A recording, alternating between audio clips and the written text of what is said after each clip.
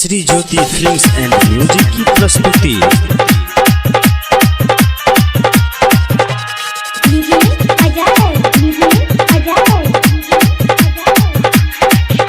गछौरी घास बाली झलकै छोरक लाली चल रानी हमरा संग मिलता हाय हाय गई छिटा भैर घास दे पौछी लगा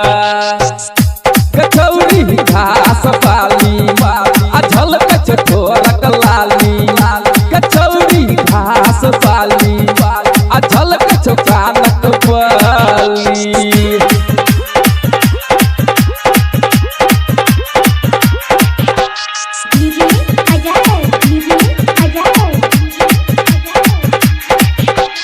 नपका रूप सजा के तू केवा आस्ते बहन छोरी हमरा पटेवा नपका रूप सजा के तू केवा आस्ते बहन छोरी हमरा पटेवा चल रानी कही तब वकील का हाय हाय हाय छिटा भैर घास दे पौछी लगा गछौरी घास बाली झलकै छोकानक बाली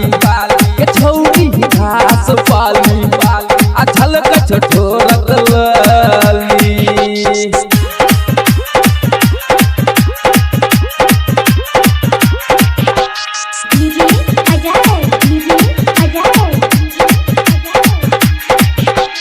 चलै छबारी झारी छाती उतान गई तोड़ दे तो राहुल भैया भारत मचान गया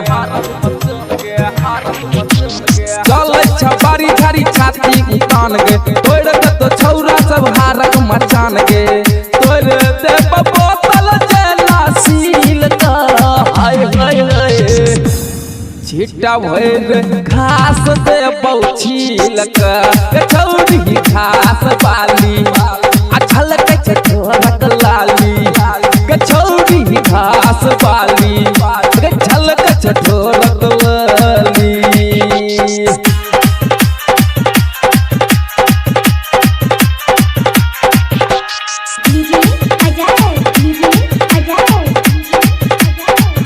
घास घास कर नहीं काटनी खर हो प्रदीप बिहारी के पकड़नी छो